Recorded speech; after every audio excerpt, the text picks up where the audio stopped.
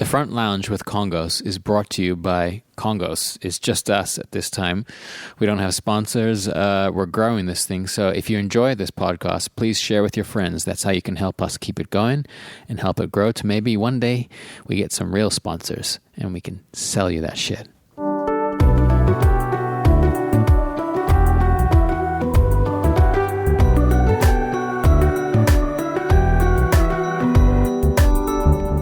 Hello and welcome again to the Front Lounge with KONGOS. Today our guest, I feel like almost doesn't need an introduction because we've been talking about him on the last 9. We have our good friend and tour manager, audio engineer, the list will go on, we'll get to that, Michael Quinn, or Mick as we call him. Welcome. Oh, hi. Michael Francis Quinn, born in Glasgow, right? Do you need my social security number? No, I know that one. Oh, okay. Well, you can say it, nobody will understand it. Yeah, I had to re-listen to that in my head to hear what you just said. But if you can't tell already, he's from Scotland, and so if you don't understand, I'm sorry. Fuck, it's your problem. There will not be a transcript. Well, welcome, Mick. Why don't we start by sort of giving a little backstory about how we met and what we do together. You know, our side of the story is.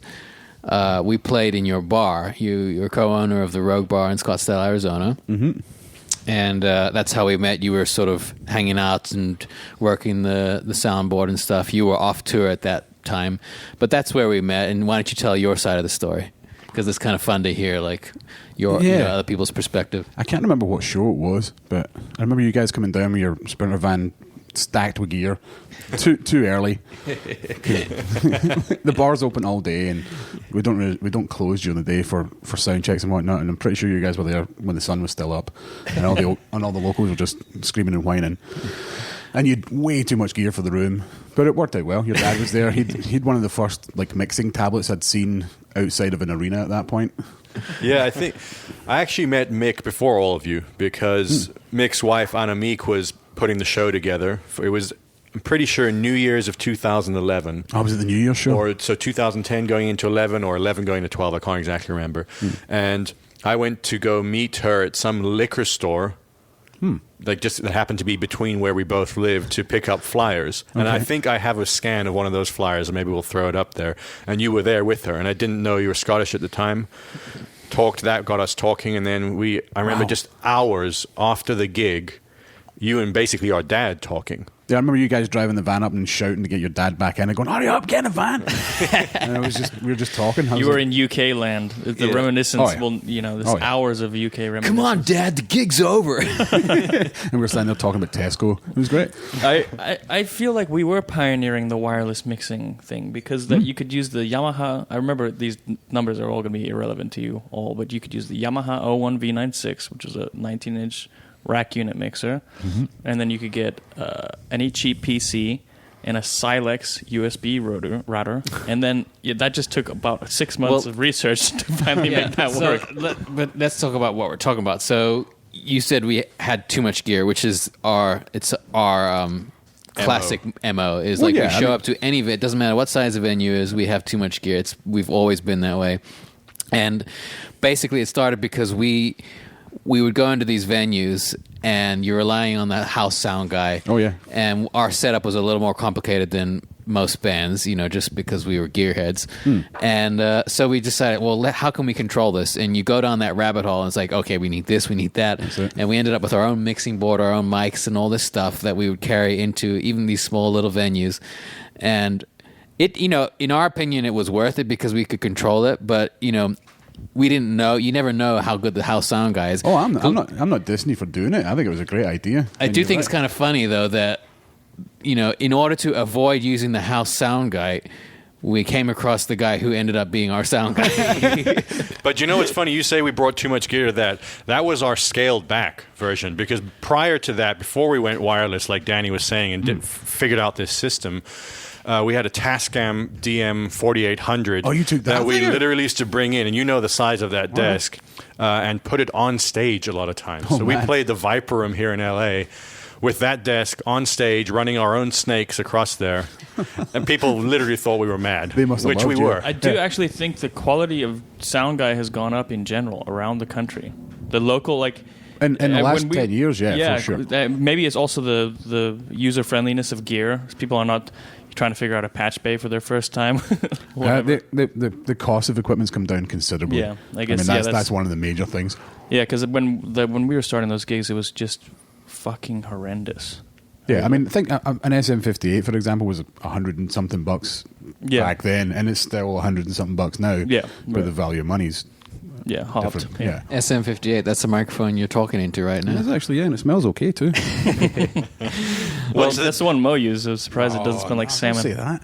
Can you explain why microphones? I don't know a lot of people that don't play on stage, especially when you go into these old bar gigs where they're using the same mic for everybody. And you see even comedians do this. They walk up on stage, bring an alcohol swab, wipe the microphone. Yeah, good on them because it's all stuck to the foam inside the grill. You know? Yeah. That's just a topical, make you feel better maneuver. All the shit's inside it. Yeah, so you get rid of the whatever might come into contact with your lips, but you're still just smelling whatever the last 400 people have breathed into there. The worst one was helping my dad out when I was a kid, doing all the gigs in the Irish pubs, because Guinness is the worst thing to spit into a microphone the next day. It was howling, man. You wouldn't believe it. He used to carry his own mics too, but him and his mate would drink 20 pints of Guinness between the two of them in a night, and the next day the mics would still be wet and smelling of last night's Guinness. It was howling, man. That's funny. That's when I started carrying my own mic with me everywhere. So tell us a little bit about that. What was your first foray into the world of audio and touring and all that? Well, Like the very first, because I know it starts early with you. Starts in the crib, really. I was a baby. My parents were always doing music and theatre and dance and all sorts of stuff like that. So there's pictures of me in the pram as they're painting book flats on the stage and things falling over on the buggy and going, oh shit, is he okay? But, so yeah, I mean, my first foray is long before I even had any concept of memory. But so every time, I was always really embarrassed by my dad doing all these gigs all the time. You know, I hated to be there because I was, so your dad's great and all that. I'm like, nah, he's just a dick. He's just my dad. But he would drag me along, and because he didn't really know exactly where everything went. He was the left goes into the left speaker, right goes into the right speaker, and then a cable joins the two speakers together, right? You can make a loop. No, that's not how you do it. So I was always the guy that kind of read the manual that nobody else did because I was bored to tears in the back, and I learned how to do it. Also, I'd start fixing all the problems, and I know my grandfather used to have a hi-fi shop, so he had a bunch of old hi-fi gear in the attic. I'd play with that all the time, and sure. So you're one of those kids who just naturally wanted to know how things work. You wanted to fix things. Dismantled the vacuum cleaner, dismantled all the calculators. My mum recently gave me the book of when I was first born, like all the prenatal and postnatal stuff, and the first 6 months of baby's life, and then the first 2-3 years, and then it was like, oh, Michael started dismantling the calculator. And I'm like, 2 years old. I remember you saying this, that they were like upset, not upset, but like, oh boy, we got one of those kids that takes vacuum cleaners apart, but then you fixed the vacuum Then cleaner. ultimately I learned to put it back together. Yeah, and they're like, oh, whoa, this could be useful. It did take a few goes. I destroyed a few vacuums before I got it right. You're an auto dickhead. Well, what's the old saying? You got to break some eggs to make an omelet. You got to break some vacuum cleaners to get the house clean. Well, that's it. Yeah, I mean, in all honesty, the vacuum cleaner was broken in the first place. I might just have broken it more, but ultimately I got it going. So we played that gig in 2011 or whatever I was saying it was, and I think it was probably as early as that in the back of our head we thought, okay, well, if we ever got this band actually going, Mick is something we would definitely like to bring out with us, because we learned from you. Most people meet a sound guy at a bar, and a lot of times they don't realize that that's kind of a side gig for them a lot of times, because we found out from you that you were actually more of a road guy, and we found out who you've been working with, which is, can you give us a brief list of the bands you'd been out with? When was that? 2010? Yeah. So that would have been, was that still Jet? That would have been the end of Jet, I suppose. Just Right, so how long were you with Jet? That's the first show I did with them was in 2003 at Fuji Rock in Japan. I just helped out. I happened to be there, and then I was working with another band at the time, a band called The Music, who I'd been with since 2001. I stayed on with The Music, and then when The Music kind of wrapped up and went back in to make another record, I went back out with Jet on the Oasis tour in the US, and that was like 2-3 months. So that was 2005, and then they went in and record. But I was basically with Jet from 2005 to 10 or 11 when they went on hiatus. It's funny. Some people listening, I think, are going to be like, "How old is Mick?" You've been because I was born in 1980. I'm not that old. No, they're going to be wondering how you've been touring for how long and with all these bands. But you've basically been touring since you're what, 15, 16? Yeah, my first tour, which was only a couple of shows, was July '95. Jeez. So 15 years on, yeah. Yeah, was it July '96? July '96. It was just before my 16th birthday, so I was 15 technically. That's crazy. Well, we'll come back to the Oasis in our brothers section. Oh yeah, but we still have pieces of gear that we now pull on the road with us that have got Jet all over them. And that's how it does. Like things move with people, and well, that we didn't steal their gear. It was mixed gear. It had Jet. It's technically still their gear if they want to pay for the rental and all the storage on it for the last 10 years. But no, we were trying to get rid. I mean, it's the same thing. Whenever a band kind of puts a big pause on stuff, and you know what it's like, you end up with so much stuff you got no place to store it anymore, because most of the time the gear's out, but when it all comes back home again, you realise you don't have a big enough cupboard. So it's like we need to try and sell it, but that was 2008 and nobody was buying anything worth the money, so I just kept it all and with the intention of selling it down the road or just buying it off of them. But I haven't heard from them since. I know they're back out on the road now, so I'll talk to them soon enough. Yeah. How did you go from taking vacuum cleaners apart to going on tour, and happening to be in Japan? Right. From doing shows with my parents when I was embarrassed by them all, I got to know all the local technical people, and I was the spoiled little brat they didn't want around. But eventually I got a bit older and started playing in bands with my friends. Well, one band with my friends. And there was a local community centre, like youth centre, purpose-built youth centre, where there was a rehearsal studio. You go rehearse for 50p.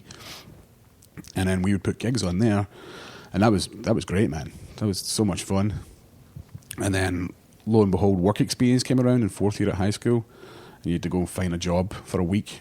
That's part of the curriculum in high school? You have to get a year, like your last year of high school, you have to get a job? Yeah, for a week, in November. Every school in Scotland does it. I'm sure they do it in England too. Huh. But yeah, it's part of the curriculum. You have to, for 1 week in fourth year. Fourth year is the last of your elective years, I suppose, and the fifth and sixth year are like your higher studies where you go into, that's to get you into university if you want to go there. But fourth year, that's the last. After fourth year, you can leave school and go into the wide world. So they want to try and get you some, I don't know, what would you call it, skill out in the big world. Yeah, the real world. Yeah, so the school would put up jobs. It was like going to the job centre back in the day. Loads of notes stuck on a board, and you go and pick a job and then go and apply for it and go for an interview with the school guidance counsellor or whatever. But all the jobs then were like, the local supermarket or the big industrial complex down the road or HMV, the record store. And I was like, I don't want to work at any of these places. And guidance counsellors say if you have your own idea or a good suggestion, we'll definitely consider it. And my dad was like, you should go to the studio that we rehearse in. So he talked to the guy at the studio, put that forward. He agreed to all. The guidance counsellor said that was fine, and lo and behold, that was me. I was off. It was a rehearsal studio or a recording studio? It was a rehearsal studio at the time, yeah. It's the biggest rehearsal studio in the UK, still. What is that guy's name again? Steve Shane. Steve Shane, yeah, because... the French spelling of Shane, though. Yeah. I remember Steve Shane is a legend in the Scottish audio world with when we met Frankie Fingers up the road, who's the... Yeah, Steve Shane is definitely a legend in the UK and certainly the Scottish music scene. Yeah. Who's Frankie Fingers? I always think it's funny, whenever you're talking with Scottish people, they got a nickname. They've always got a cool nickname. If you've been at the Viper Room, then you must have met him. Yeah, he was at one of our first Viper Room shows. He was the house sign guy. Now he does sound at Black Rabbit Rose and a bunch of other places here in LA. And Mick and he met, and they were both drunk, reminiscing about Scotland. And yeah, it's difficult enough understanding one Scottish guy than another Scottish guy talking about everybody's got a nickname too. It's not like Steve, it's whatever. Yeah. So you were in Glasgow, but in East Kilbride, right? Which is that's where I grew up. I was born in Rutherglen, which is in between the two. Because I remember when we were in Glasgow, you gave us all a bit of a history lesson about it. And the thing that stuck out of my head, for whatever reason, was the ice cream wars. Someone was saying, that doesn't sound that bad. And your line was, they weren't fighting with ice cream. Yeah. So it's a fairly rough city. I mean, yeah, man. How in Europe were you involved in that anyway? I don't mean like, were you in a gang? Like, was it a rough childhood, or were you fairly sheltered from that? So East Kilbride's kind of like the middle class town, the suburban middle class town that most people in Scotland take the piss out of, and rightly so. Sure, the majority of Scotland's working class, and East Kilbride's like one peg above that, I suppose. And You always put down the guy above you. So, yeah, but honestly, growing up I was the kind of tail end of it, I suppose, because it's dying out a little bit more. It's still quite dangerous, but not as bad as it was in the 70s, which I wasn't alive in. But no, you couldn't get away from it. There was no way. It was always rough. There was always an underpass you couldn't go down. You wouldn't go past that forest. You wouldn't go down that street. You wouldn't go to that neighbourhood. You just wouldn't do it. You couldn't go to school with wearing blue jeans if you were in a Catholic school. You couldn't go to that school if you wore green. You'd get beaten up. You just get straight beaten up. And even then, even in our 20s, walking in the city centre, there's an alleyway. It's called Mitchell Lane. It's just a shortcut through. It's right by Central Station. You've walked past it 100 times, but come nightfall, I always walk down that street. But I guess I'm a bit bigger than most dudes, and half of my friends have been mugged in that street at 9 o'clock, just taking the shortcut to the train station. I think this is another reason you probably clicked with our dad, because it was a very similar thing for him growing up in Johannesburg in the 50s, where he was, he grew up fine. He had a good upbringing and all that, and a good kind of basically sheltered life. But at the same time, it was a different world of violence where he just couldn't walk certain streets without the imminent threat of just getting beaten up. So, well, it's because he was Greek, and the Afrikaans didn't like anyone who wasn't. Yeah, we had neighbourhood gangland warfare going on the whole time. I grew up in Westwood and then moved to Newlandsmuir, which is a little bit fancier. But between the two was Green Hills, and next to that was White Hills. Then it was Mossnuke and all other areas too in Westwood and the Murray, the older areas of East Kilbride. And they had some tough crews. Basically, when Glasgow was at its worst in the post-war and all the way through the 70s, the city was way overcrowded. So what they did was built these new towns. They built 5 of them back in the 40s. East Kilbride was one of the first in 1947, and they basically took the projects of Glasgow, the really rough people that lived right in the middle of the city, and pushed them out to these new towns. That'll fix it, right? So basically half the neighbourhood was affluent, suburban, somewhat middle-class families trying to get a foothold and raise their kids a good way, and the rest was like the shit from town that got pushed out there. And hopefully them integrating with them will make things better. Well, not necessarily. It mostly went to the worst. So... That's interesting. When you go to Glasgow and England in particular, and I was just watching that Beatles documentary or the George Harrison documentary, the war, when they say the war in England, it kind of has a whole different context than it has in America, because they actually saw it on their land. Obviously America played their part in World War II. Yeah. Fairly big one. Sure, but they didn't really get bombed. No, they didn't. There was no attack on mainland America. So it's such a part of the consciousness, particularly for you're talking about for your parents' generation. You can't imagine having lived through that and then the remnants of that for decades. And you still see it. I mean, you still can see bombed out. Yeah, my parents were born after the war, but my grandparents lived through it in the Second World War. But they definitely lived in that. They grew up in rations. They did have to deal with all of that. So while they didn't see it firsthand, they certainly lived with the aftermath of it, which lasted for a long time. The whole of Europe, it just kind of makes you realize what a weird little bubble most of us have grown up in the West. Of basically, it's been a very relatively peaceful time compared to. Yeah, because we export the wars. Yeah. No, I'm not saying it's not for. I know most of the world is still. I'm just saying we're living in this bubble. Right. Yeah. So that's war history for the week. But like you were saying, it was a rough time, man. There was always a fight going on. You always had to kind of watch where you went, keep yourself about you. And it's actually stood me very well in good stead traveling the planet and going to third world countries or dodgy neighbourhoods in certain cities. And you're like, I can. It's okay to go down that street. It doesn't look too shady. Oh, but those guys over there, they're just kids. You'll be all right. Yeah, I think that's something you have had a natural sense of that when we go tour around all these cities. Other people in our crew, you know who I'm talking about, just basically seem completely oblivious to that. Yeah. And it's just awareness or something that you're just like, okay, well, we should not go to that street. And whereas Mo, once you've had your head kicked in a few times, man, you tend to learn. Although Mo, So we were going to talk about also, what we've been up to the last few weeks and months, because we haven't been on the road. So you've been out with a band called Cut Copy. Yeah, an Australian band who just came back after a couple of years off. Yeah, they just released a new record and needed a hand, so I jumped in. What are you doing on that tour? I was backline tech to begin with, because they needed a backline guy. Their current guy was out with oh God, I can't remember who, Lord or someone else now. There's a whole stack of the bands that he works with. So I jumped in and, kind of like what I did with you guys, started at the ground and took everything apart and put it all back together again with new bits and better bits and stopped it breaking it. Because they had a pretty bad history of things failing during the show on them. And when I first met them, they were quite paranoid. So I was like, the only way I'll do this is if I start the same thing I did with Ratatat. Right. But now that's all fixed and they need a monitor guy, so I guess I'm making some monitors at the moment. I'll see what I do next week or next month. There could be some other job with them.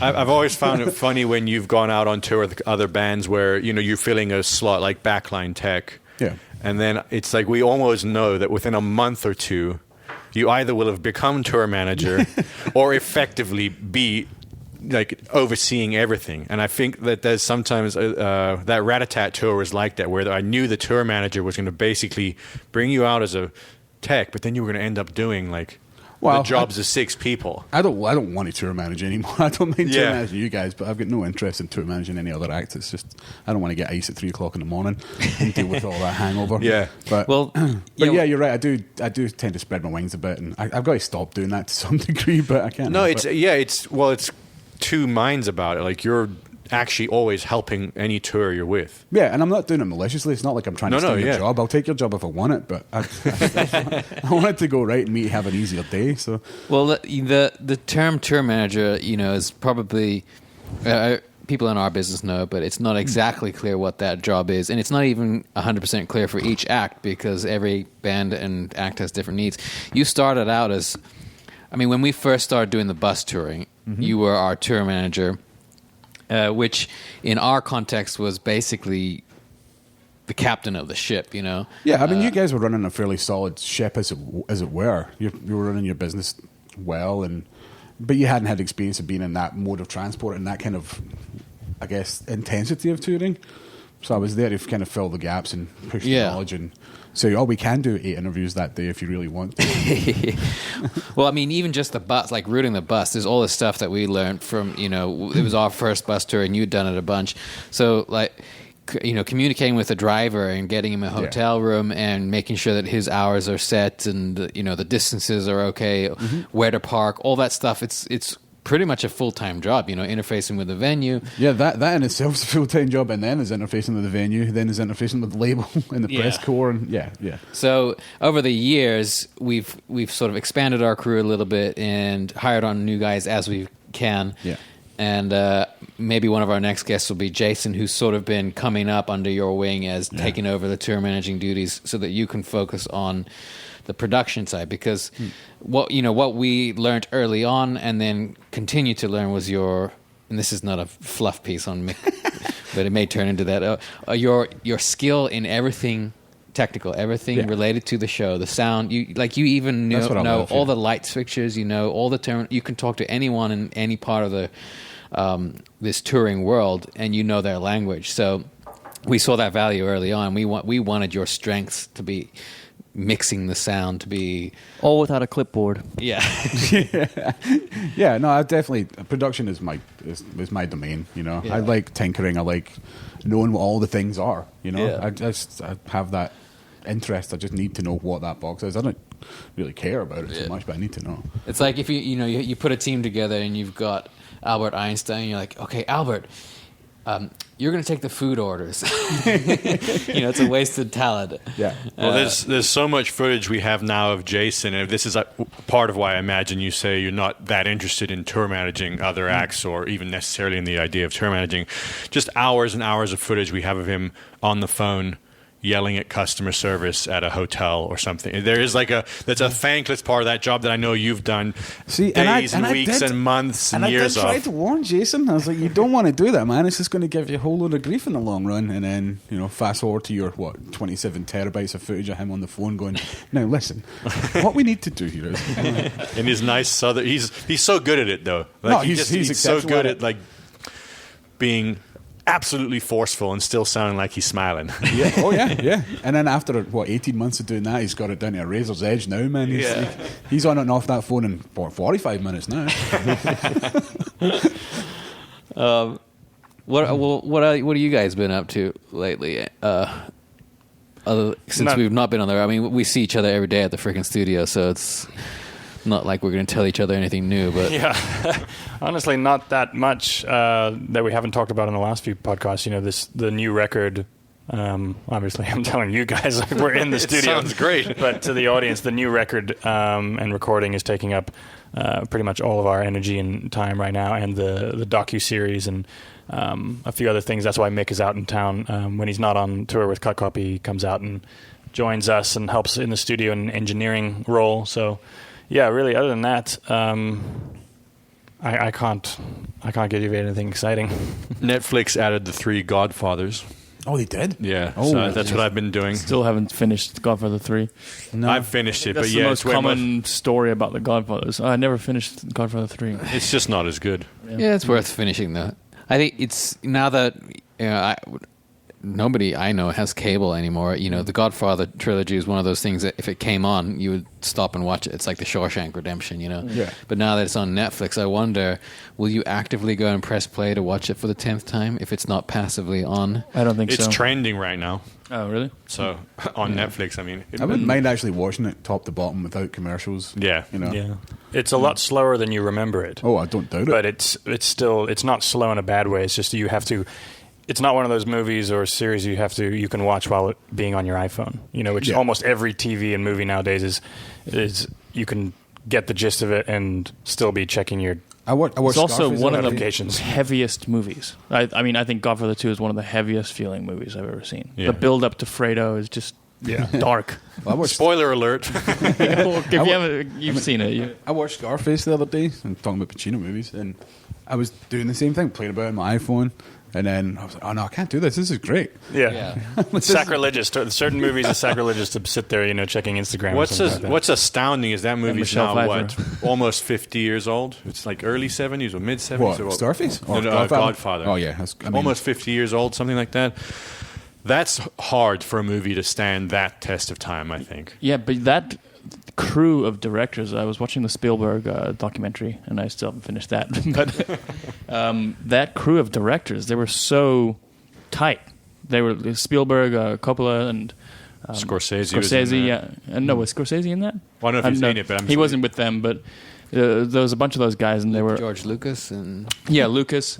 Yeah, there was 5 of them, and they were just like this little crew that would help each other out on movies and also compete. Obviously, it was friendly competition, and they took over Hollywood. They took over from the old guard.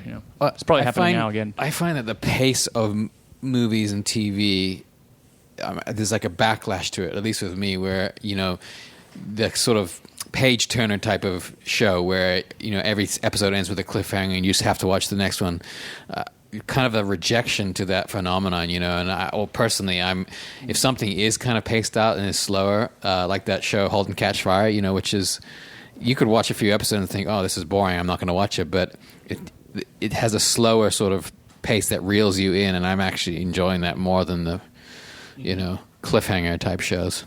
Yeah, it depends what kind of fish you are, how you get hooked. Yeah.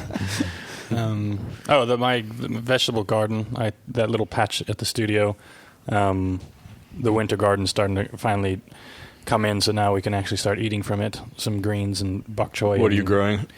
Bok choy and just a whole bunch of winter greens and some carrots and things like that. So We've had some salads from it before. yeah, lettuces and kales and things, and it's finally getting to the size where you can start harvesting it without demolishing it. Yeah, and this is a invariable thing that happens whenever we eat one of your salads. I always say the same thing, and I catch myself saying the same thing. I'm like, man, this tastes alive. If you slaughter the lettuce that day and put it in your salad, it just tastes alive, and it's hard to tell if that's psychosomatic or not. No, it's definitely Yes, yeah. It seeps out over time. Yeah.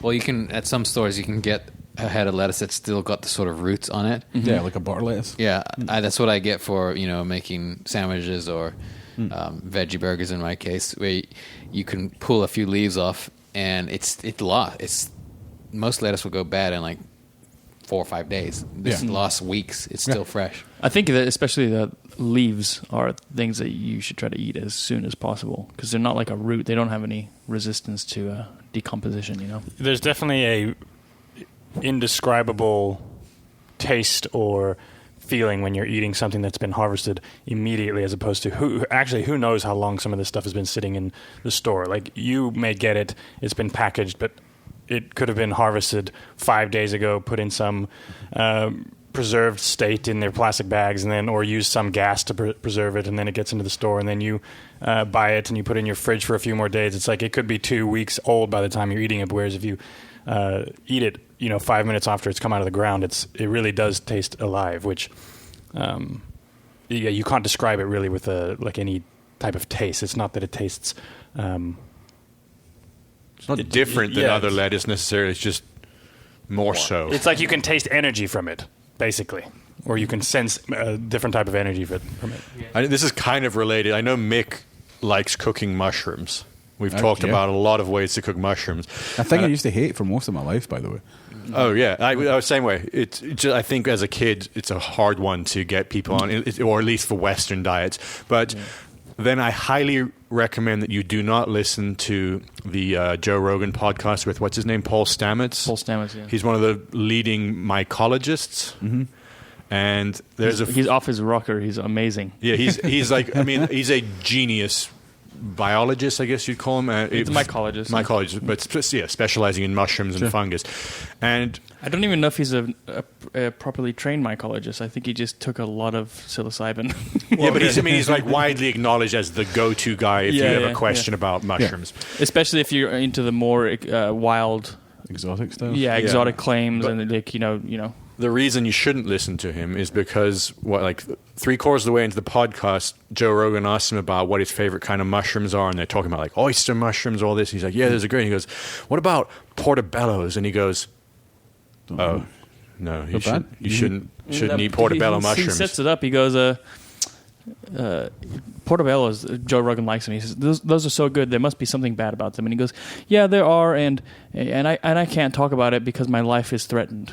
He literally said that if he was to talk about... The things I heard about it is you've got to cook them to at least 400 degrees, otherwise there are things in them that will do you wrong. There's something called a garatine in them, which is a carcinogen. Yeah. And it takes either hours of boiling or extreme heat to break down a garatine. But a garatine can also be changed into jet fuel. Oh, really? Which is a diesel. It's called hydrolysine. Okay. I think it's called hydrolysine. But he's quite pointedly, this is an explosive area. I think he was saying that mushrooms are explosives or something like that. Wow. I don't know. Whatever he was saying, it was one of the weirdest. Like, there's a whole conspiracy theory thing that's jumped out on the internet now. If you go search Joe Rogan portobello mushrooms, like there's this whole thing going on. Like, what did he mean? Is it because of aliens? Is it because of this? I saw people saying that the mob from Sicily runs portobello mushroom distribution, and they would kill him if he said something bad about the carcinogens in mushrooms. It's crazy though. I guarantee that had an effect on the portobello mushroom business, because I've bought mushrooms in the last 2 or 3 weeks since I listened to that. I didn't buy portobellos. Just for maybe we should cut this. Maybe we're putting his life in danger. Quite serious. Like, it was so bizarre. The entire podcast, he was entirely normal, and then he literally froze and said, "I can't talk about this." It was bizarre. Well, I very rarely buy portobellos anyway. But I mean, mushrooms are to be respected. The only thing that will kill you in Scotland besides the natives is a mushroom. There are no animals or insects that will kill you. Oh, right. They have it because the forests in Scotland and northern England are just covered in some of the highest density of variety of mushrooms, I think, is I believe so. those forests and in northwestern America, I believe. Yeah. I thought that was one of the best podcasts I'd listened to ever, if you all out there are listening. And it's just fascinating, the mushroom thing. Kind of picture Vikings landing in North Scotland thousands of years ago, whenever the hundreds, whatever it was, and getting tripping high on mushrooms. Yeah. Well, they did. They're still doing it, man. They made. Have you ever been up to Shetland? The pagans would use psychedelic mushrooms in their mead, right? And then they would get high before they did all of their ritualistic ceremonies and stuff like that. Yeah, and there's psychedelics in Africa. Too. Yeah, makes sense. Yeah. Let's talk about music. So, how much we probably spent years, if you add up all the time, on a bus together. Yeah. And there's usually a decent sound system, at least in the American buses, and Yeah, just getting it plugged in is the hard yeah, part. it's like one of those things where the sound system and the TV, it's all plugged in, sort of built into the wall, and usually something's not plugged in right. And For some reason, every bus company seems to believe that we want 5.1 surround sound in a bus. But there is absolutely no position in the vehicle where that would actually be beneficial to anybody. no, you just want decent stereo sound so that you can watch a movie or you can play some friggin' music. But it's been funny because you see Mick and Garen and like all this genius brain trust of audio engineering spending an hour trying to plug an iPhone into the bus system. It's pretty hysterical. I blame JVC. Well, I remember one of our first bus tours, everybody gets a chance to sort of do the playlist or pick a song or whatever. And you pulled up some stuff that has since become a few of our favorite tracks. So I thought one of the ones we could talk about was Candy Staten. Oh, yeah. What's the song called? It's the best you ever had. Best thing you ever had. Best thing you ever had, yeah. And I looked, after we heard that song, I looked for it on Apple, I looked on Spotify. It's nowhere. You have to go on YouTube. Yeah, or buy it. Yeah, or I don't buy No one music does that anymore. anymore, And I mean, I can't. I've got to be honest. I didn't buy that either. Anyway, it's from the Motown era, right? Do you know Yeah. if that song was recorded at Muscle Shoals? It was, yeah. That's where she came from. Yeah, it is. I just think one of the best sort of Motown / soul tracks. That's killer, man. She's an amazing singer. There's some special vibe on that song. We put it on the bus, and I just remember everyone was a little bit drunk, and you got up, big Scottish dude drinking Guinness and whiskey, and you start fucking dancing and singing along to this song. And there's a little moment of connection among the band and crew over this song, and we'll put a link to animal. it. I think it's that special of a recording. It's the first time I think we saw Mick kind of really let loose, Yeah. because the relationship was still relatively new, at least being on the bus 24/7, everyone's getting to know each other, and after a few weeks or months you start to open up a little bit more. But that was like that one moment where it was like, oh, this is who Mick actually is. I'm not all work all the time. Yeah.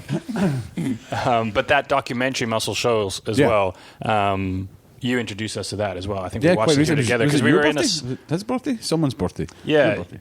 Mick was out here at the studio, and I think I speak for everyone. We were all just kind of in a slump where we were just running around in circles. We were in the studio, just nothing's really going. And then we took a break and we ate lunch, and Mick put on this Muscle Shoals documentary, and it's this studio in Alabama, right? Mm-hmm. In the kind of swamps of Alabama that put out just an incredible amount of hit songs in that era, the Motown era and beyond. And we all left watching that documentary feeling like, all right, that's it. Now we've got the energy to put out a hit record, to start recording more hit songs. It's that first Aretha Franklin record. Well, not first It wasn't record, the first but one. the It was the kind of first breakout big one. Yeah. Yeah, all the big hits. Just like insane talking collection about of Muscle the Shoals? Muscle Shoals. Insane collection of amazing music that came out of there. Yeah, and that guy's story's pretty. He just passed away the other day, just last week actually. Oh, really? The guy that built the studio, and his life story is horrendous, man. Yeah, just tragedy family after tragedy. yeah. Oh man, I would say that's the best music Rick Hall, documentary right? I've ever seen.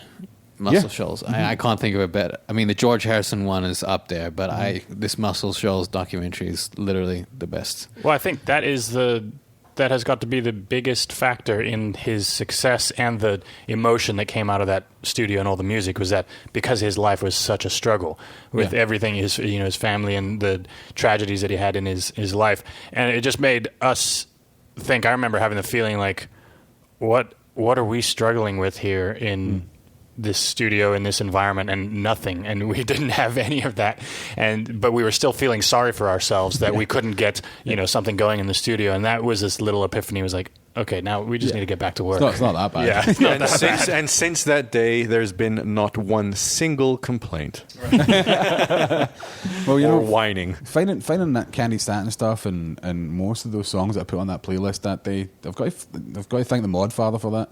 Paul Weller was the guy that kind of. He didn't directly give me a playlist, but his tour manager was a good friend of mine. He tour managed Jet for a while, and he was playing this playlist in the production office, and I kept going, what the hell is this?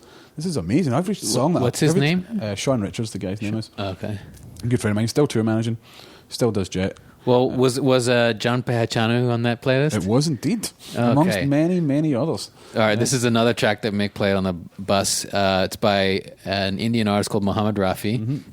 It's Janho. Yeah, it's a Bollywood song. If you look it up on YouTube, it's got a full-on Bollywood dance routine and everything.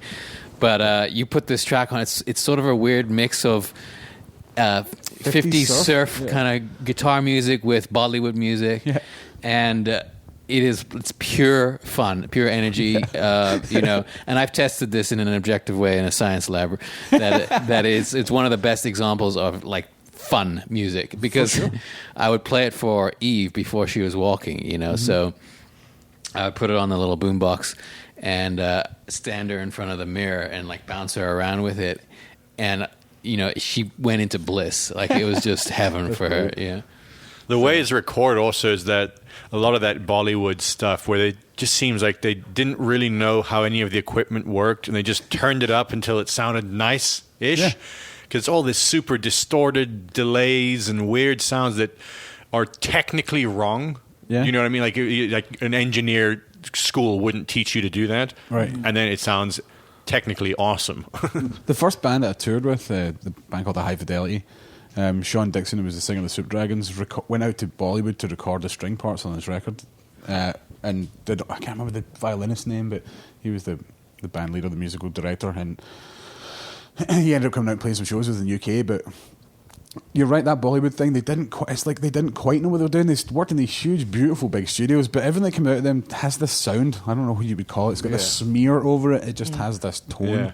And Mohammed Rafi's got it, and even Sean in the 90s when he made that record, it sounds, the string parts sound like something out of the 60s in Bollywood. Yeah, those strings, it's almost like you just have a top end, but then it's all distorted, overdriven, and but also, it the doesn't tape, even sound like strings. And like the guys that were servicing the tape machines probably didn't know exactly what they were doing, because there's so much wow and flutter on them as well. Yeah. It's crazy. Yeah. It is like cooking though, and I think India is our favorite food ever. So I think if you can cook, you can make a record. Well, what was that? It's like if you could make a clinical record, it'd be like eating only steamed vegetables for your entire life. I was watching a cooking show. I can't remember who it was. Was it Bourdain? Maybe he went to India, and one of the Gordon Ramsay. was it Ramsay? Yeah, it's amazing. And yeah. the guy was cooking, and the prince or something was cooking, and he burnt the onions and burnt some of it, and he's like, no, you have to do that. That's Of part course, the yeah, cooking." yeah. I saw that. Yeah. What was it? Gordon Ramsay? Or was Well, it? there's one where Gordon Ramsay goes, and there's a guy who cooks for a wedding, and he's like cooking in those pots. He's making rice. He's making like a ton of rice or something like that. Okay. I don't think that was the Ramsay one. This one was like, I remember what you're talking. It's like an aristocrat. He's like a super rich guy, but he loves cooking, and he cooks for big functions, and he likes to personally do the cooking. Yeah, right. Yeah, and he was all about making the mistakes, or burning something. Yeah, because that adds the character to it. Yeah. Yeah, there's no question that's true. I mean, So we obviously have Indian Because I can't food imagine in Ramsay common. being good with somebody burning something. Because if it's You know brown, it's what? I cooked, if saw a it's black, different it's- Gordon Ramsay in that, because he's usually his little TV character. He's like, what is this? This dog shit. What fucking whatever he says. I don't know why I'm doing a Cockney. Oh, he is Cockney. No, No, he's Scottish, but he sounds What? He sounds Gordon English, Ramsay though. is Scottish. Yeah. he does not sound Scottish. He's obviously He doesn't- tried to He get rid moved of to his the accent. Okay, yeah. Anyway, in India, he was like a kid Reverend. in Disneyland, and he was reverend of all the cooks there, because curry's my favorite food. So Mick, we obviously have a curry in common. We've Yes. had many a curry together. What's the place? I don't think we got to go there in Glasgow that you said is your favorite place. Mother India. Mother And India. Mother India's cafe. I think that's the one Bourdain goes to on the Glasgow episode. He went to Mother India, the actual restaurant upstairs with the oak panelled walls and all that. Oh, yeah. Oh, so the this is just a... The cafe is like a little daughter one that they opened up. It's always packed. It's all tapas style. Because if you're a curry eater and you get to go with a group of people, it's great, because you order family style and have 4, 5, 6 different curries, and everybody shares and you try everything out. When you get hooked on that way of eating and living, and then you go and have a curry by yourself, you're either going to be broke or just that's You got to basically- order 5 dishes for yourself, or you. Whereas Mother India's cafe was great, because it was like 4 or 5 pound dishes, and they were just 3 or 4 spoonfuls per dish. Yeah. So you could go and get 3 or 4 things and I think be happy. Bati Grill, New York, that tops our list. Yeah, Or that's- Indian food, yeah. You also got Garen, I know, hooked on Sichuan food because that's your thing. Well, yeah, it was John Boy Rock that got me hooked on that, so he goes down for that one. But yeah, that Sichuan food is amazing to me. It's the first Chinese food that I actually understood because Western Chinese food's just crap, basically. Yeah. If you can get Sichuan peppercorns online. Well, I've got green and red in the house right now. Yeah, for anybody who hasn't had a raw Sichuan peppercorn, you should go get some and try it. It's like toast them first. Or do them raw just to see what it does to your tongue, because it's like putting a lemony 9-volt battery on your tongue. It's not spicy. It literally feels electric. It's numbing. Yeah. It's tingly. Yeah. I just know that you and Garen are ballsier men than we are because you've gone for Sichuan before we have like a 4 a.m. lobby call with an 8-hour flight. Yeah. And that's a risky move in my It's opinion. dangerous. I wouldn't do it on your first outing. You definitely have to work your way up to that kind of skill level. I mean, if I've not had it for a while and I jump back in the deep end, then yeah, I don't advise that. But it's wonderful. I mean, it's like if you gave a chicken tikka masala to an Indian dude, he'd punch you in the face. Well, he probably wouldn't punch you in the face, but he'd just walk away going, "What is this crap?" We don't do that. Like what is a sweet and sour pork? Never heard of it. Don't know what you're talking about. Well, on the flip side, I haven't been there, but I know you've been to Japan a few times. It's like when you go to some of the Asian countries and you see their version of American or British food. Or, it's mayonnaise on pizza with pizza corn on it and stuff like that. Yeah, man, the mayo on a pizza is a bizarre one. It's funny when you go to other countries as well. Like when you go to Japan, one of the biggest dishes they have there is Korean barbecue, but they don't really get on with the Koreans. They kind of there's a whole history of like massive problems. It's like vice versa, It's always bizarre, but yeah. All right, well, let's Trump talk wants about to build a wall, and he still eats taco balls. Still eats No, taco he salad? doesn't. I think does he? he had a taco salad, but they didn't sell it in his restaurant. who? The Orange Man. Oh, Trump. No, he posted a tweet that said Trump Hotel has the best tacos in the country. There's a picture of him eating a taco there's a salad. picture of him eating But them. then one of the responses was, "Dude, like I'm in your restaurant right now and it's not on the menu," and he tweeted a picture of the menu. only he gets it up in his office. Yeah, right. I want tacos right now. It's like He really is a Richie. product of the internet. I'm trying to imagine. There's no way he could have been elected before the concept of a troll. I mean, I know trolls have existed throughout history, but they really got repopularized in internet culture, and it feels like every day is like we're actually living in an internet simulation and we're being trolled. Yep. All right, so let's talk about the music business, something that probably the thing that you're most fond of when doing gigs, TV gigs, corporate gigs, any type of functions are what we call clipboard people, to put it. That's the very nice Clipboarders. Yes. Yeah. Yes. Clipboarders. So you Tell take us the about ERS and change clipboarders. it with another word. So tell us about clipboarders and what they are and why you love them so much when we're gigging. I think you named it. You got it right on the nail right on the head there when you said function. Anyone that describes a gig as a function is probably a clipboarder. So it's not like a cool sport, right? No. Clipboarding? No. I wouldn't go downhill on a clipboard. All right, so for someone visually, try to describe what a clipboarder is. Well, there's those of us that do shows day in and day out for years and years and years. And sure, we go long in the tooth and a bit jaded and whatnot. But then there are those people that really want to get into the industry and really trying hard.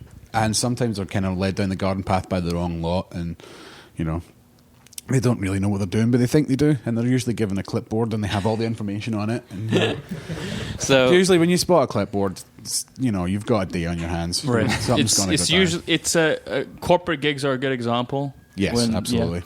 They choose a venue, maybe that's not usually a venue, and they choose people who put on events, but not necessarily That's exactly it. shows. It's a beautiful space. You're like, it's a marble square room. Right, yeah. It's just not going to work, man. What was that Boston gig we did? They chose the the outdoor most gig? echoey room I've ever heard in my life. Oh, on the outdoor gig, you mean? Yeah. In the indoor room? Right, with all the marble everywhere? Yeah, that was pure horrendous. concrete walls, yeah. Listen, we can't talk too much shit because it's the clipboard gigs that generally pay for half the tour. They Right, deserve yeah. that, though. They've got all the money. Yeah, it's, I'm actually working on one at the moment.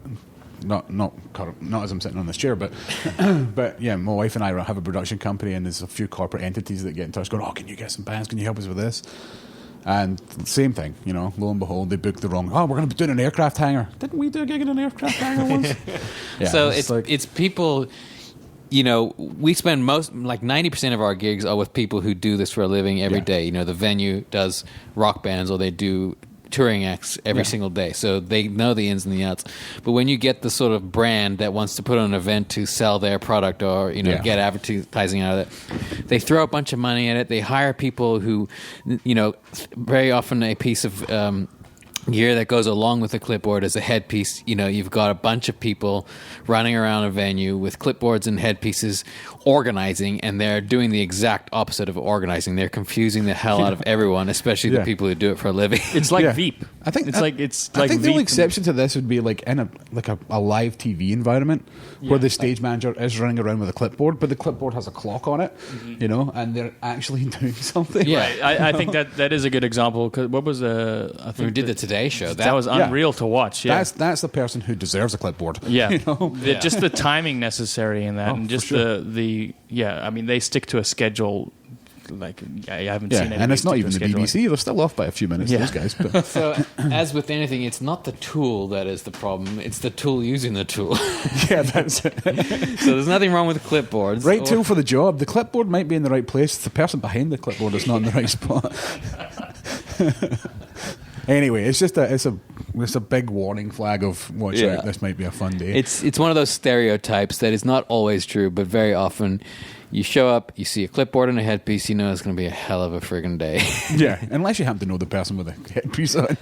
It's quite the opposite of what the visual is supposed to represent. Like the visual of having a headpiece and a clipboard is supposed to represent this. Everything's going to be organized, everything's going to be running on time, you're going to get everything you need in your dressing room, and when you see the first person you see if you pull up to a corporate gig and they have a clipboard, you say, okay, there's not going to be anything in the dressing room, there's going to be no bathroom, everything's going to run 20, 30, 40 minutes We behind. should probably go and eat now because we're never going to eat any other time today. They didn't hire a PA, they didn't do anything. Yeah. I'm just they also referenced what is written down, and they believe that before they believe reality.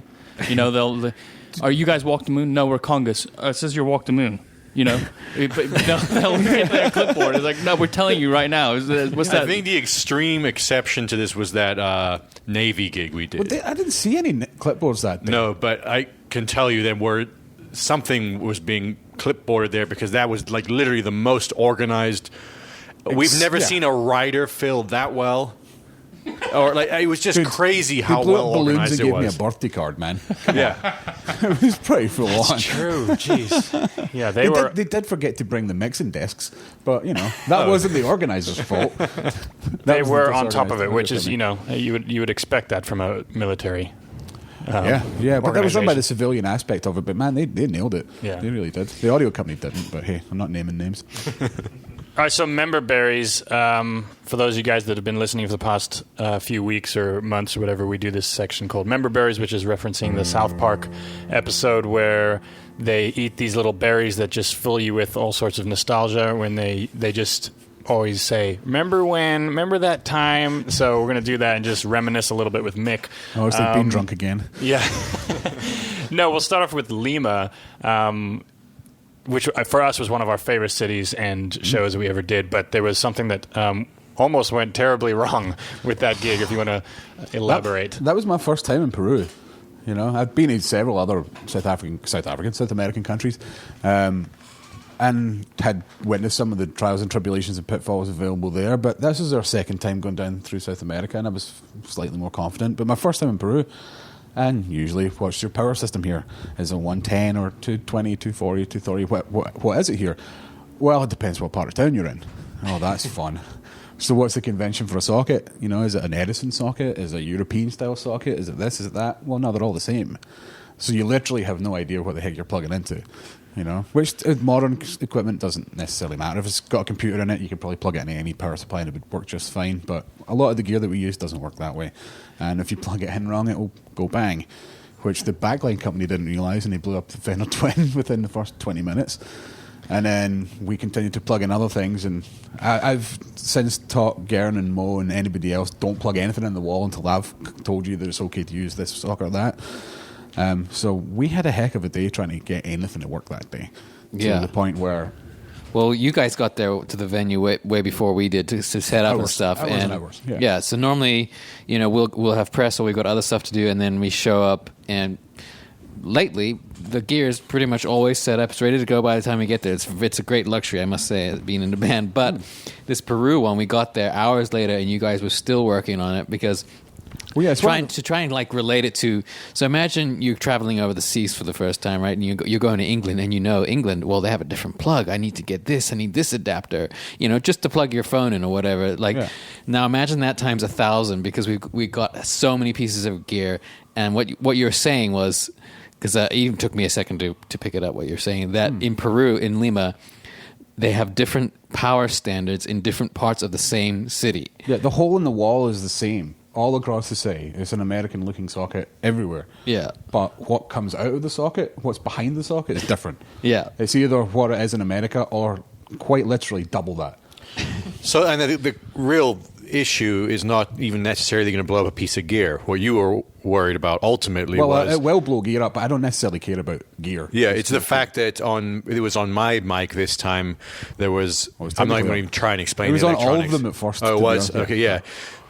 The very real potential of not necessarily fatal, but serious electrocution. Yeah, well, another word for voltage is potential difference. And the potential difference between ground, the earth itself, and the voltage that you're using.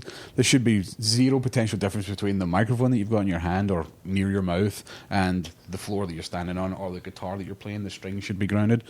That wasn't the case there. And while the socket that we had things plugged into was 110 volts, the potential difference between your microphone and the physical ground was like 167. So somehow voltage was coming out of nowhere. There's no rhyme nor reason for why that was the case. If it was a 220 socket, sure, I can understand getting 167 because it's less than that.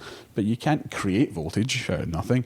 But for some reason, the 110 socket, something to do with the power supply that the PA was on and the backline was on. To be honest, to this day, I'm not entirely sure why it was doing that either. I'd needed to have had more time, and the 4 hours that I had wasn't enough. But yeah, man, that was probably the worst case that I've ever seen before. And there was no solution to get. We managed to get it out of everybody else's. We had to lose some of your effects, Danny, and well, Jess, you don't really have anything, nor do you, Dylan. But so you basically just told me do not touch your microphone or the metal part of my keyboard. Don't touch the metal part of your keyboard and the microphone at the same time. Right. Yeah. So for which I never want to do, but I mean the choices are we don't do the show or you do that because there was no other fix other than them getting a generator. Have you ever had a big shock on stage or in working in the music world? Yeah. Yeah, I've had a belt before. Yeah, but I haven't witnessed an artist have a belt. Like the classic. I've been stung on the lips. It feels like if it's bad, it just feels like I've had this tingly, or it can be like a bit like a bee sting. The tingly or the instant bee sting that's usually a bad ground in the mic cable. And sometimes it's phantom coming down it, or just a bit of stray DC or AC coming from somewhere. But 167, man, like that just damn hurt. You tend to lock to it. AC you tend to blow away from, but this one you start shaking immediately. It's not like that's sore. It was just like, no, I'm being electrocuted right now. I need to let go of that. So, yeah, in case anyone listening in can't understand the very technical electricity talk through a thick Scottish accent, the simple moral of the story was that there was a danger of electrocution on stage, and Mick was spending 4 or 5 hours to try to fix this. And I decided to go up on stage when they were ready, and they finally said, okay, everything's safe, we can come up on stage. And I told Jeff, our cameraman, to film me because I was going to play a very, very cruel joke on the crew. And I went up on stage, and I didn't know the difference between DC and AC effects on electrocution, that one would make you kind of blow back and the other one. I just happened to be right about the way I was going to act because I went up there and I had my bass in my hand and I grabbed the microphone and started screaming and shaking and convulsing and fell back into my my bass amp, and no one really took it very lightly. No, I was looking for a bit of wood to hit you off the thing with, because you don't touch somebody that's doing that, right? And then when he found out it was a joke, he was still looking for afterwards, and then afterwards, get him off of it, right? Because I was looking, I could see Mo out of the corner of my eye, and he knew that you don't touch someone when they're being electrocuted like that, and he was just looking at me like, I'm not doing shit. No, you need to go turn the breaker off and find a piece of wood to hit them with. Yeah. Well, Yeah, you, no, when accomplish, you accomplish two things with the wood. Is you save them from electrocution, and you also punish them for the joke. See, in my mind, though, I knew full well that this was not going to be a joke that's funny at the time. That this is, I was thinking You're ahead of your time, 6 aren't months you? in the future that this is going to be very funny when you look back on it.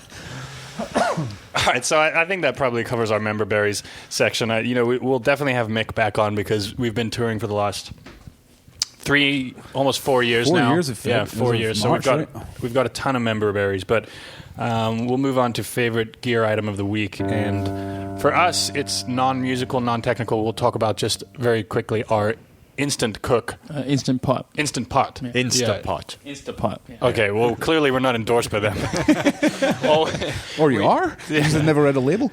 We really like this. It's basically a pressure cooker, and I don't know if it's because we use it and everyone's listening to what we talk about through our devices that I start seeing advertisements on everything. But I've just started to see a ton of advertisements for the Instapot.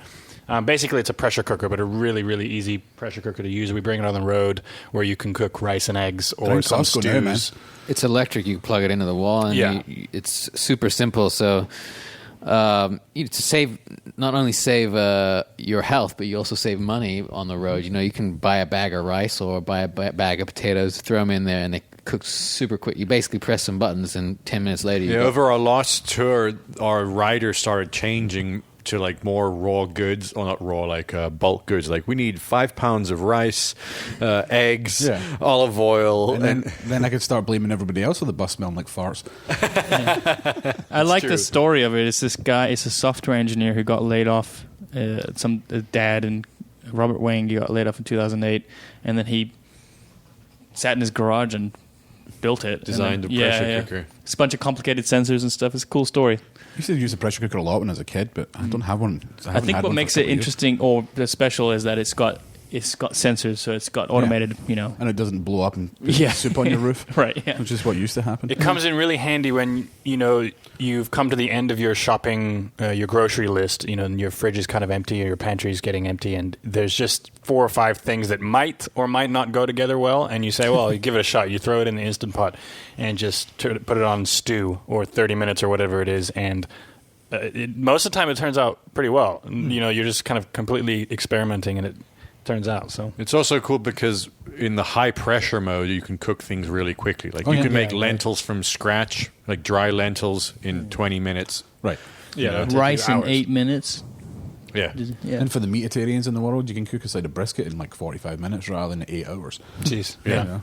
All right. So the technical or the music. I have an idea. So 8-minute rice. We should invent something that makes 7-minute rice. Just more voltage, plug it in Lima. This week we've been recording a bunch of vocals, and we use these mics on everything. But Mick, tell us about the Coles microphones that we've been using. The Coles for 4038. Yeah. It was a BBC design from the 30s, 40s. Coles originally invented the what do you call it? The commentator's microphone, the lip microphone. And he comes round the corner. That guy. That was what they first made. But then they made this other one, a larger diaphragm ribbon microphone. Weighs what, 10 pounds a piece? Yeah, they're damn heavy. Huge permanent magnet in it, and a small ribbon. I don't know who was it introduced me to them. I can't remember. It might have been John Boyrock again. But basically, one of the greatest drum sounds ever created came out of that microphone, and it turns out that it's kind of brilliant at everything that it does. Yeah. I mean, I remember this is sort of a member berry too. First few weeks of touring, we had our own mics, but we didn't have the money to get the ones we really wanted. Yeah. And you were telling me about all these drum mics, and you were talking about the Coles mics in the studio, and I remember to this day, you had a sound. You had had a few beers, but you had a sound for each mic, how it sounds like. And you're like, these mics that we're using right now on the overheads for the drums, they sound like this. And he says, you get the Coles, and it sounds like this. It's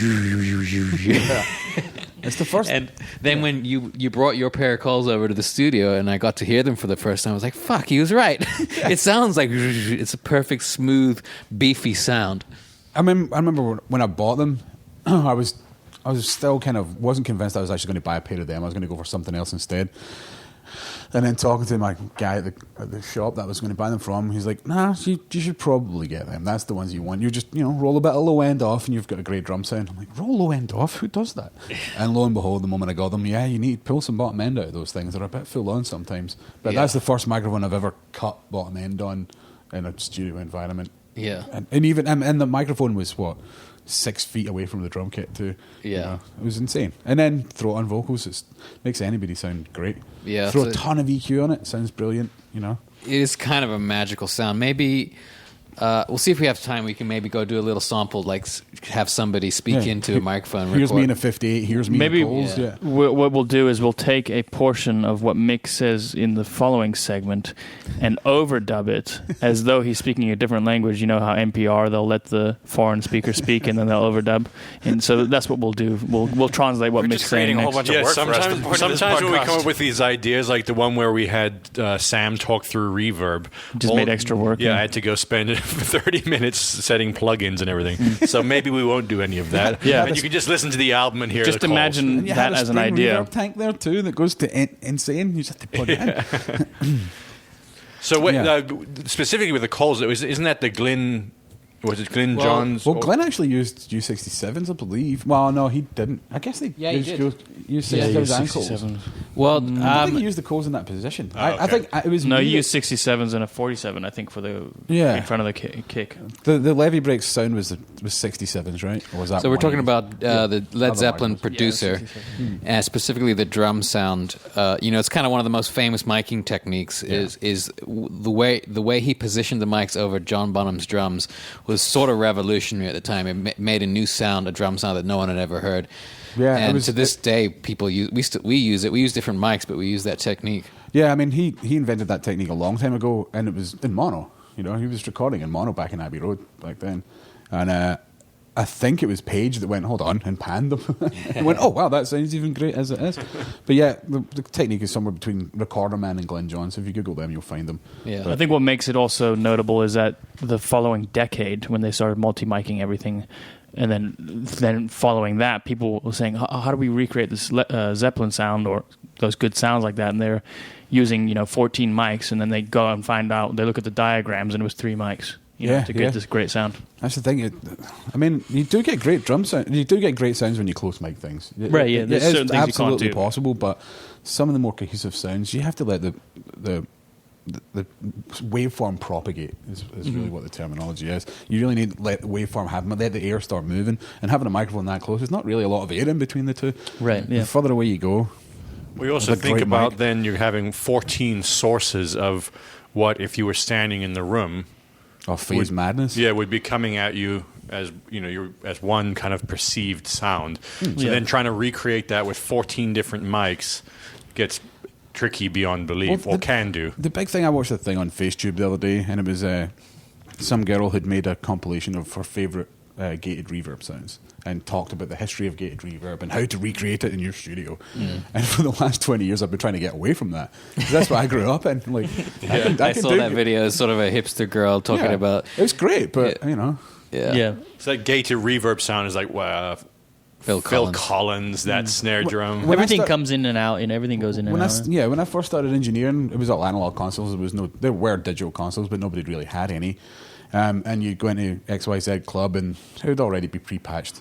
Every tom would have kick, snare, toms would all be gated, and then there'd be 3 or 4 different reverb boxes.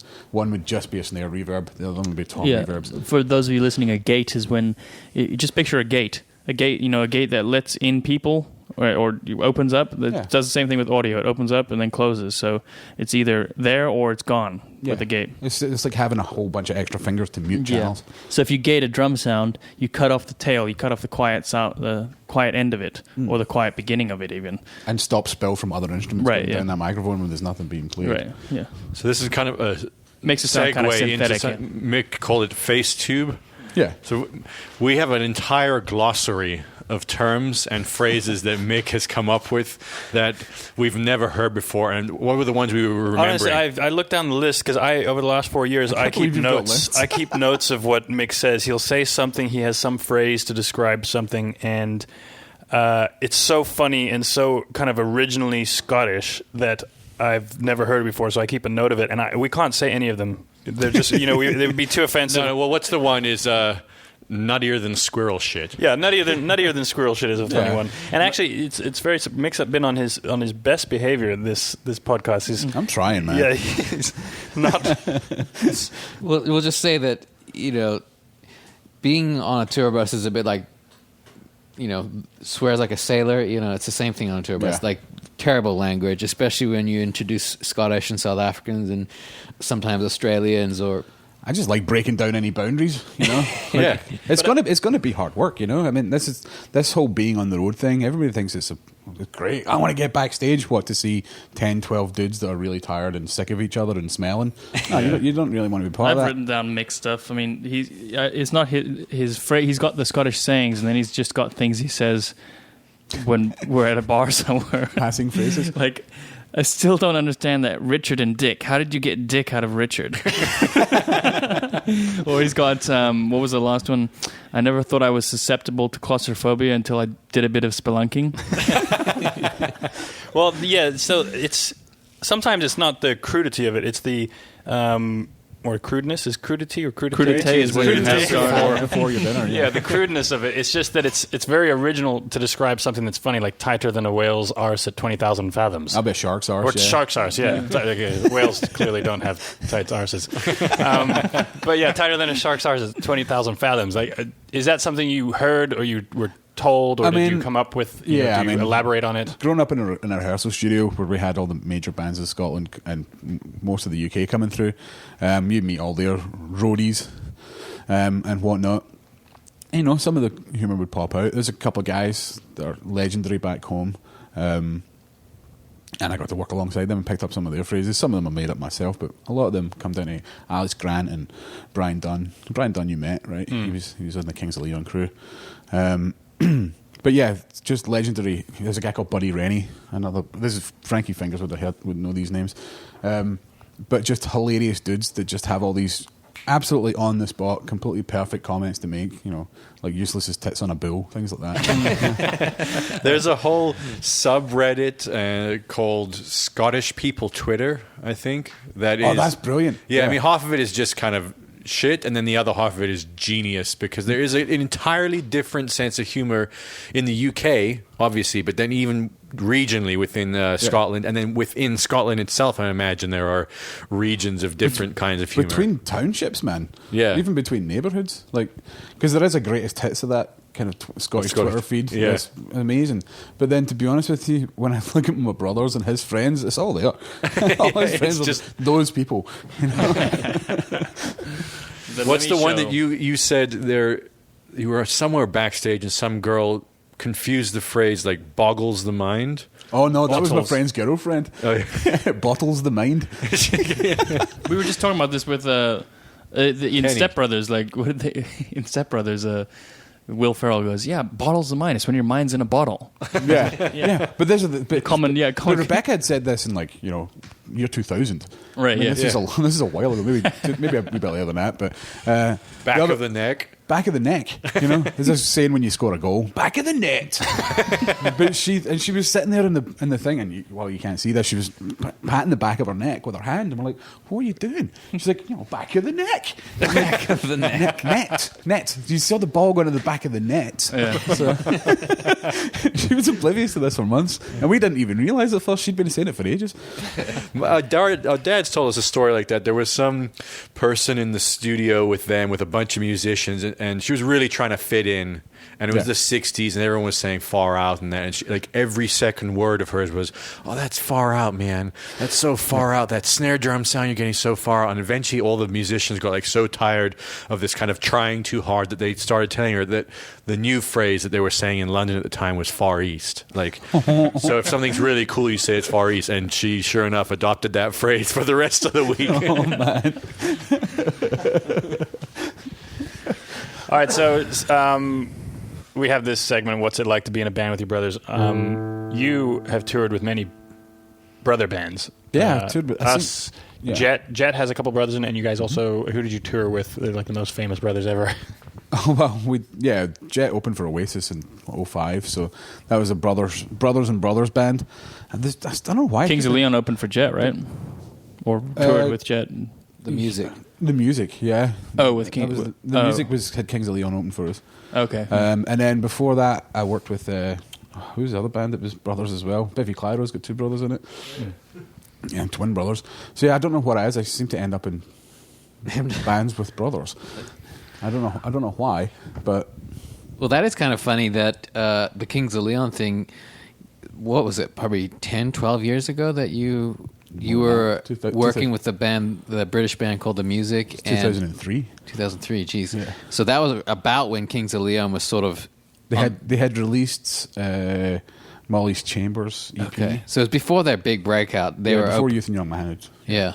So they were opening up for the band that you were touring, and so Well, they we had were a lot of on Lollapalooza together. We were on the same stage together, and like on the second stage at noon in the parking lot, boiling hot, getting cooked alive, and there were these 4 little dudes from because Matt was like 16 or 17 at the time, Yeah. and we taught them how to play football in the car park, not hand egg football.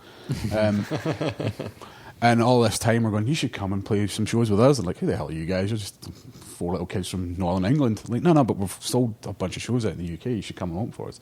Nah, no, we're not going to do that. And lo and behold, they did. And we'd sold, it was Bridlington Spa and somebody else, Blackpool, Empress Ballroom. 2 classic Stone Roses gigs that had been shut down since then. And they came out and home for us. They're like, oh shit, you sold these shows out? I'm like, we told you.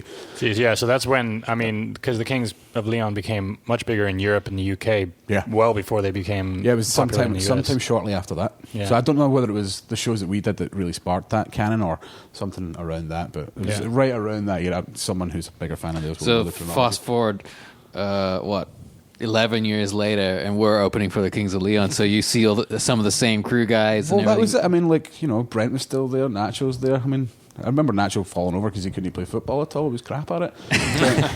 That was how I met my wife, was those guys, actually. The Kings of Leon? Yeah. Was at a festival or something? It was at Lollapalooza. Annemiek was working for... In Chicago? No, it's been Lollapalooza toured. Oh, it was the last year that Lollapalooza toured. So we actually met in cricket pavilions, of all things. She was working at Capitol Records and living in LA after going to USC. And we were on tour. We'd come from Chicago all the way around the Horseshoe, and we were now in Phoenix on our way up to San Francisco.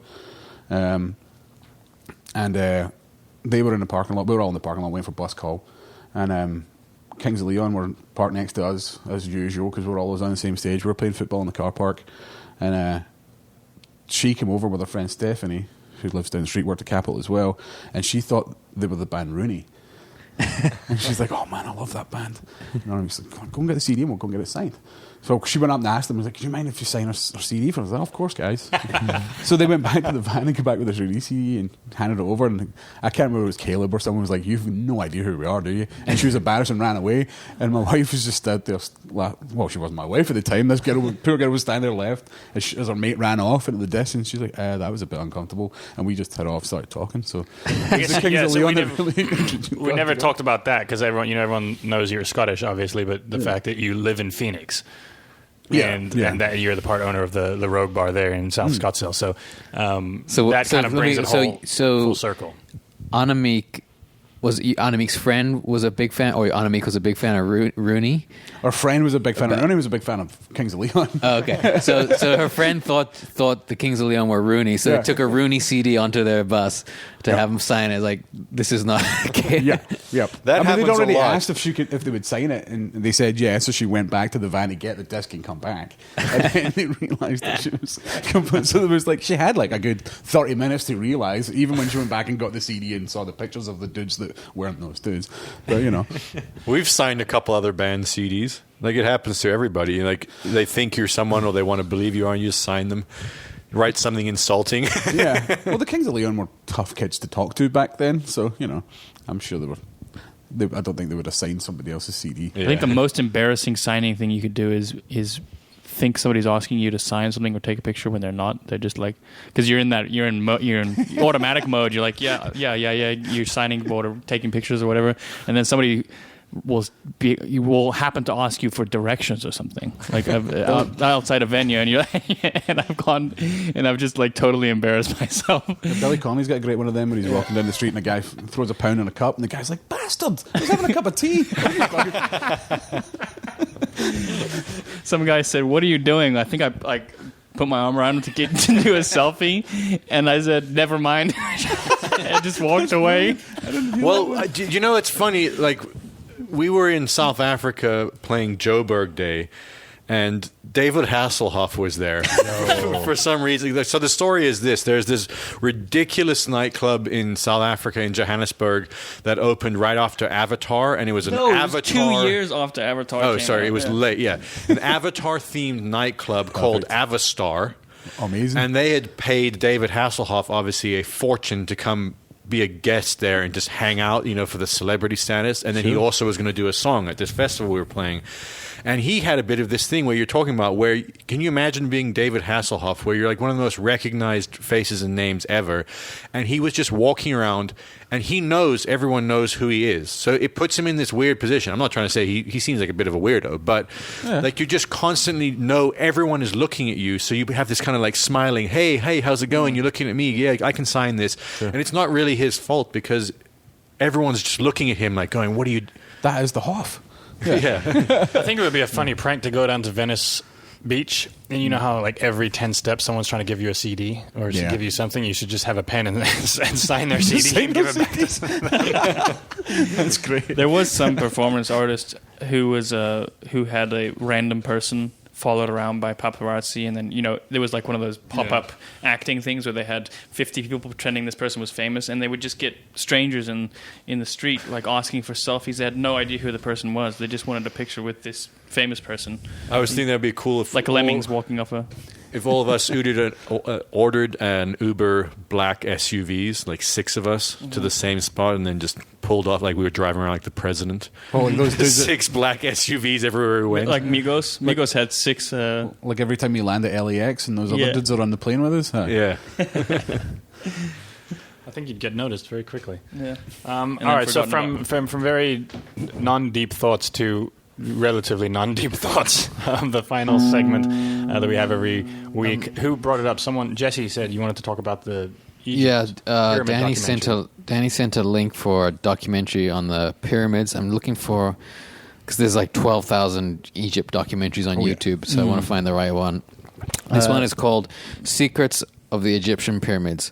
HD, yeah. So it's we watched this documentary. It's a legitimate documentary because, you know, there's a lot of them, and they're like they you know say this about the pyramids, and they go aliens like right away. You know, they're very kind of far fetched. But this one is a very good documentary. It's about all the hidden knowledge inside the structure of the pyramids. You know, mathematical stuff, basically.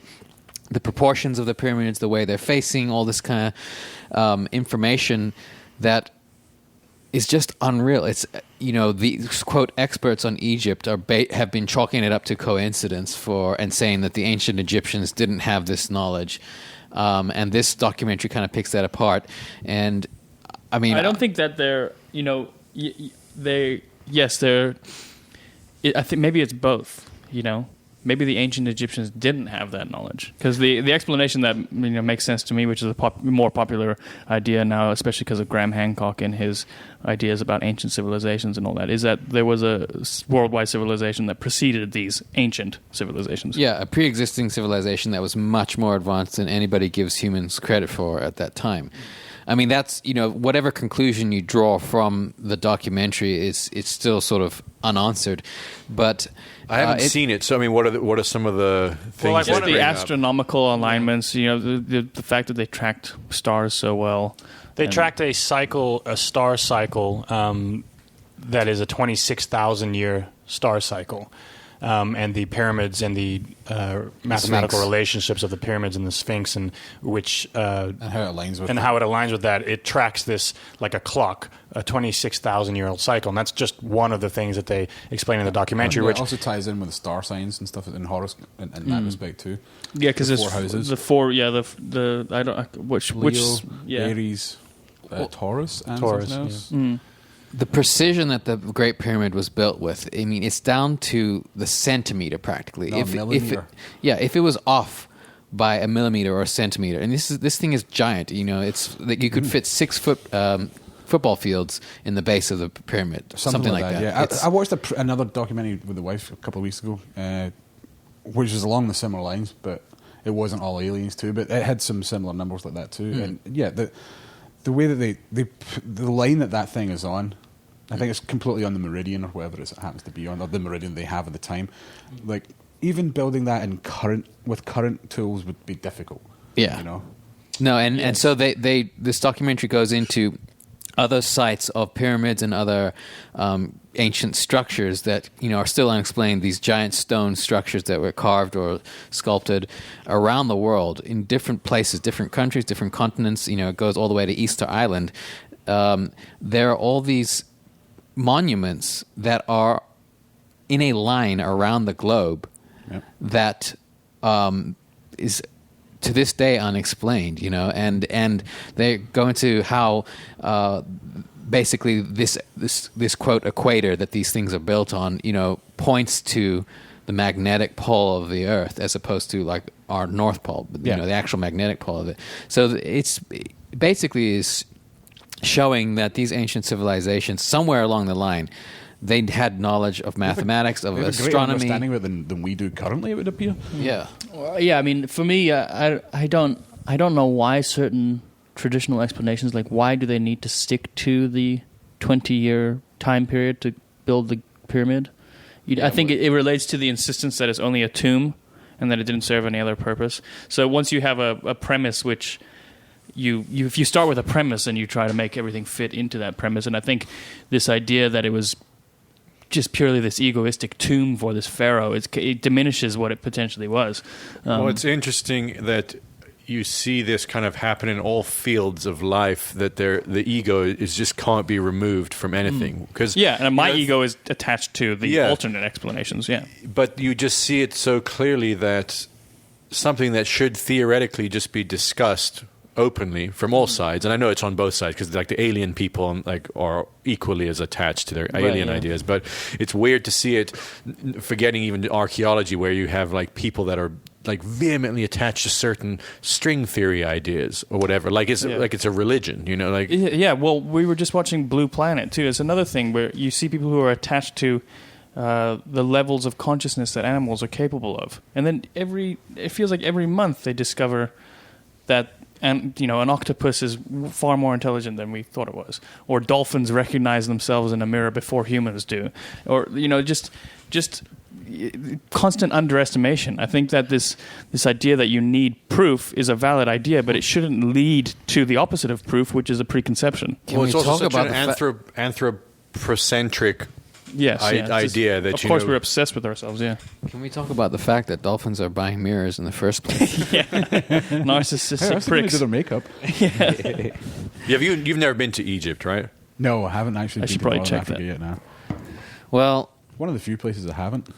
Yeah, I mean, this documentary is entirely worth watching. It's like the style and the sort of editing techniques. It's a little bit dated. Even if you think you've seen it all before, if you know all the answers about that stuff, go watch it again, because it turned me on to a whole bunch of things. I didn't realize that the meridian that went through Easter Island and Machu Picchu and Giza was all the same. I didn't realize they were all on one course. Yeah, that's just insanity. I guess it also just brings up the question of what was that culture interested in. Because we've had one expression of technology and interest through our modern humans, or let's say the last 2,000 years, where it's evolved to now we're computer obsessed and algorithm obsessed, but it's just one way potentially that a civilization could have evolved, in terms of their technology. Perhaps there's an entirely different paradigm that we can't imagine. But even with us being mad on computers at the moment, maybe they'd already done that and went beyond it. Yeah.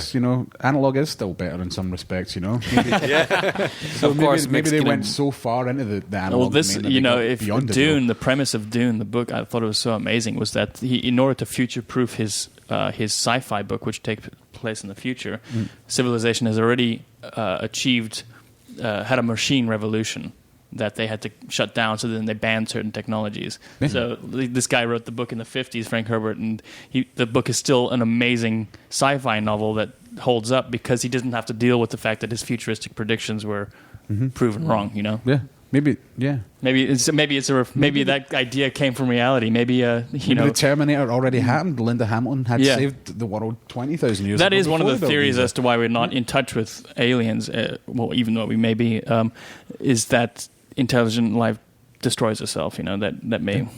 I mean, God, we're doing a really good job of it so far. So it wouldn't surprise me in the slightest. Well, yeah, I think that one of the really interesting things, I only kind of stepped in halfway through the documentary and saw it, but was that the tracking of this 26,000 year cycle of these significant stars in the solar system, basically. No, in the galaxy. Yeah. Not solar system, in the galaxy. And they only place the pyramids and the building of the pyramids and the Sphinx and that civilization, 12 to 15 Not even, thousand no. years old. Yeah. So the fact that they had been tracking something that's twice as long as that they claim that their civilization has been around is really mind-boggling. But it's also It's in a crazy small ball. because so much is based on presumptions that are changing constantly. Like every couple of years, it seems like there's a new moving of when modern humans arose by like 20,000 years, 100,000 years, massive change. So it opens up the possibility of many numbers Tijuana, of things yeah. that Didn't happening. just a couple of months ago they discovered we were 40,000 years wrong again? Yeah, it's Yes, well, Which isn't an insignificant number. That is contentious, but that was a legitimate. I think it was in Nature or something that humans existed 120,000 years ago on the West Coast, or 120,000 years earlier than they previously That was thought it, yeah. on the West Coast of America. of America. Yeah, I don't know what the status of Very that latest, chill, bro. latest finding is. Some of them still live in Beverly Hills. And they also found that there were Cultivating. early hominids as far back as we've discovered them in Africa, in Asia as well. That they're trying to verify now. So it's, Right, human movements and migrations are being all thrown out of whack. Like when agriculture happened, is they keep pushing that back way further. I mean, dog DNA diverted from wolves 120,000 years ago, not 20,000 years ago. And the idea that dogs came from wolves is also a common misconception. They had a common ancestor, an ancient wolf. So, it seems like humans are just older. That's an easy idea for me to accept. Yeah, it's just funny how we can't seem to expand the analogy, and the problem we have with the current obsession with fake news and the inability for an idea to just remain what it started off as. And then you try and think about what could be lost in translation across 10,000 years, 100,000 years. Yep. Like, it's just impossible to imagine really anything that would happen, even within the accepted history of Egypt, and Isn't all that that. one of the biggest things we've got to deal with in the world today is the nuclear waste problem? Was it the size of a football field and 4 feet tall or 4 inches tall? I can't remember how much it is now, but either way, it's not getting smaller. And the problem that they have is where to store it and how to label it. Because, you can put the sign of a human with, the biohazard or the radioactive symbol. Is that going to translate 200 years or, 2,000 years in the future? No. And that stuff's going to stay active for tens of thousands of years. It will kill people for a long, long time. So how do you express the if you get close to this, you're probably going to die. I guess you're trying to come up with some kind of language that Transcends language and time. The Close And that's Encounters what is they a good thing, like when in Close Encounters originally was the aliens would communicate via mathematics, and I think Spielberg changed it to music to give it a human touch, Right. And that was one of the theories of this documentary, is that the alignment of the pyramids and the building of it wasn't purely just for the ego of the pharaoh, as a tomb, or for their own civilization. It was for a message for the future, that this 26,000-year-old cycle aligned with certain cataclysms on Earth, and that they were trying to send a message, basically into the future, warning future civilizations about this cycle. It'd be weird. I mean, if 12,000 years from now, first of all, what would actually be left if civilization was to kind of end right now, some kind of big war or massive Yellowstone erupts?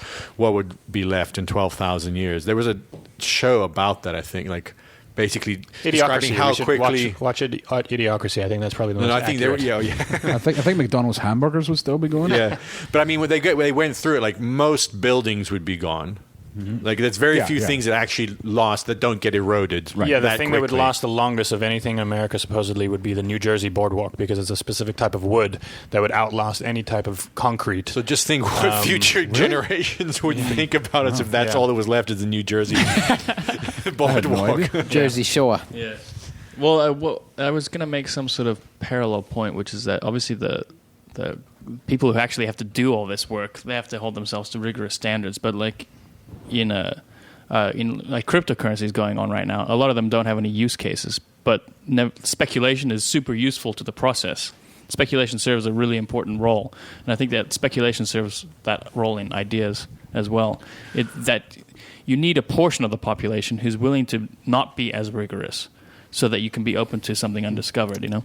Well, I mean, let's leave it at this. If you watch this documentary and you come away thinking that it's just a coincidence and that they built these pyramids with, ropes and copper chisels. Slaves built these pyramids. Yeah. Then I can't talk to you. Let's just, let's move on. We'll go our separate ways. Isn't there a mathematician that says something even in that doco that there is absolutely no way that this could ever be a possible set of circumstances? Yeah. It's not coincidental at all. No. I mean, there are coincidences, but this many in this succession is impossible.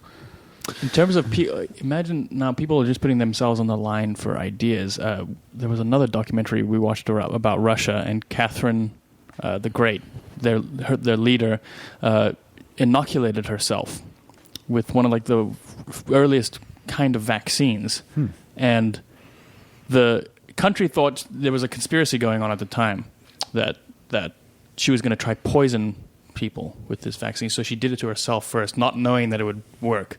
Talk about wait. So what did she inoculate herself I'm trying with? to find out what the inoculation was for. And why did she do it? Because she proved that it worked. She knew that she had the concept of a vaccination. Yeah, her doctors had brought up the idea of a vaccination, and the idea wasn't being accepted. And before a war or something like that. I need to get the details. She knew that what? Oh, no, go ahead. She knew that there was the risk of disease taking Russia over, so she inoculated herself first before then popularizing the idea. Yeah, there's a lot. There's been some people that have been crazy in that way. I don't mean crazy in a bad way, like the Marie Pierre and Marie Curie, like the kind of crazy things they've done in the pursuit of just knowledge and understanding that ends up, either saving or changing the world dramatically. There's a movie that I watched. Excuse me, a movie I watched last year, I think, and about some kid that invented. I can't remember what the movie was, and he invented some cleaning agent, some dish soap or laundry soap that was safe to eat. And the movie was about him trying to sell it to Costco and whatnot, and like his trying to get his thing off the ground. I don't know if that's what the movie was about. Maybe that was a subplot. But and watching what's going on today with kids eating laundry detergent like knobs, like why didn't that guy make that? Everybody's always jumped on the thing, trying it out themselves. And I think the way the guy sold it to Costco was he drank his laundry soap and didn't die. He's like, have any one of the other people drink theirs and see how they're doing in a couple of hours' time. And this guy's like, this is all natural. It was fucking smallpox that she did. Oh, was it? Wow. Yeah, and before Jenner, the person who's that's attributed to, well, he used cowpox, but she did it with a weak version of smallpox and gave it to herself and her son. That's ballsy. That's standing by your invention. That is. Yeah, that's putting yourself on the line. And that's the kind of risk takers we aren't. Yeah. I don't know. I'll put my finger in electrical sockets every once in a while. Yeah. Just so we don't get shocked on stage. Well, I mean, clearly Trump has tested something on himself to, as far as like skin tanning, like it's for a noble cause, to show that this is safe and you can live well into your 70s or whatever he is. Dorito dust. Dorito dust. Yeah. All right, so why don't we wrap it up there before we continue rambling? We'll just continue rambling off the microphone. Thanks for listening. Make sure that you are telling your friends about this podcast. If you like it, tell your friends, your parents, your coworkers, everyone to have a listen to it, and we'll keep doing them. And then head to kongos.com/podcast to follow along with this week's episode and see all the links and pictures and everything we're talking about. Mixer. Mick, thanks for coming on. Really love talking with you and always having you around here.